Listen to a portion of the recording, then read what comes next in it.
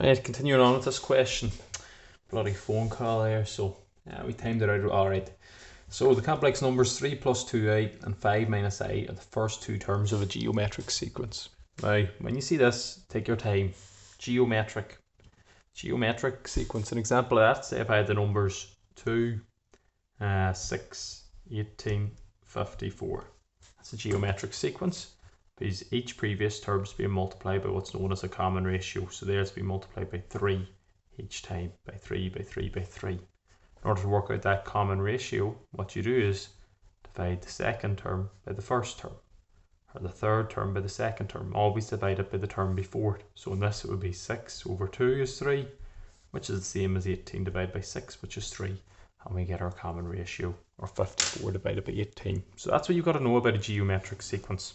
There's a linear sequence as well, in which case they've got the same first difference, so you're adding on instead of multiplying.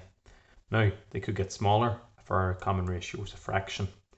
So here are the complex numbers of the first two terms. So t1 is equal to 3 plus 2a, and t2 is equal to 5 minus a. Find the common ratio. So what we said here to find out the common ratio is t2 over t1. The second term over the first term. And what we've seen in the previous part, in order to deal with this, you multiply top and bottom by the conjugate of the bottom. So times both of them by 3 minus 2a. And then top by top, bottom by bottom. 5 3's 15. Minus 10a. Minus 3a. Minus a minus plus 2a squared. All over 3 3's are 9. And we should get a number at the bottom.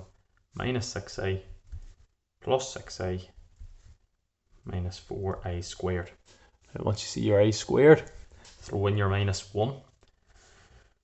So 15 minus 13a plus 2 times minus 1 all over, they both go. We have 9 minus 4 times minus 1. 15, 2 times minus 1 is minus 2, 15 minus 2 is 13, minus 13a over 13, and that's lovely. It simplifies down, 13 into each of them goes 1 minus a. So that's our common ratio, that's our r, that's what each term is being multiplied by. Now, use the Moivre's theorem to find t9, the ninth term of the sequence. Now, it's not simply a matter of, generally use your previous answer, it's not simply a matter of multiplying that by 9. Let's think about this for a second. If we go back to our one up here, if we wanted to work out the second term, or the third term, if we wanted to work out the third term, yeah, the common ratio is 3, wouldn't go 3 by 3 is 9. No. But what would you do? Say if we wanted to work out the second term, t2, it's t1, the first term, times the common ratio, isn't it? The first term times the common ratio, 2 times 3 is 6. So it would be t1 by r. If we want to work out the third term, t3, the first term, t1 by 2 by what gives me 18, 2 by 9, which is the same as r squared, or 3 squared. Let's see, are we on to something here? We had t4, the fourth term, which is 54.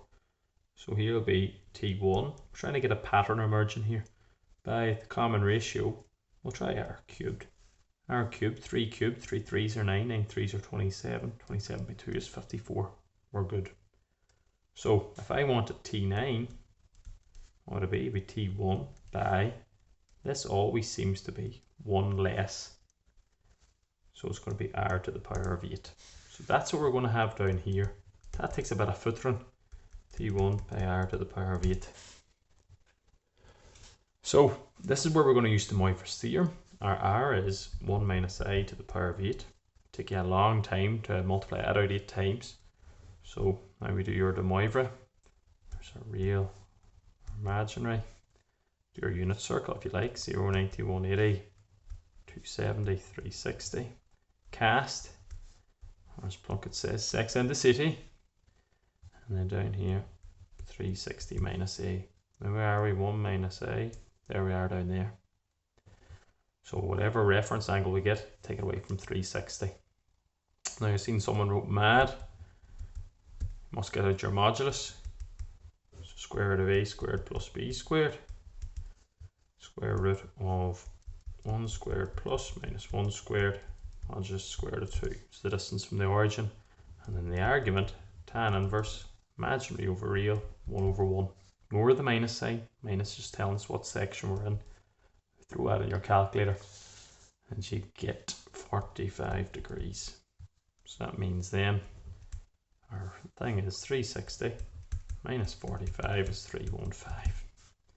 So we're still only writing this in polar form to throw on that power of 8. So r is equal to root 2 cos 315 plus a sine 315. That means r to the power of 8. And look at your formula book, it's root 2 to the power of 8 and cos 8 times 315. So 2520 plus a sine 2520. Easier working in degrees, I think. Root 2 to the power of 8, 16. It is 16 cos 2520 plus a sine 2520, and throw that all in your calculator bit by bit. 16 cos 25 is 16, and sine 2520, that'll work out 0a. So r to the power of 8 is 16. And then what did we say to work out t of 9? Relief here working this out. It's t to the 1. T1 is, where do we say? Oh, 3 plus 2i, top of the question. If we look at the top of the page, 3 plus 2i times 16 times that up, 48 plus 32i. Job's a good one.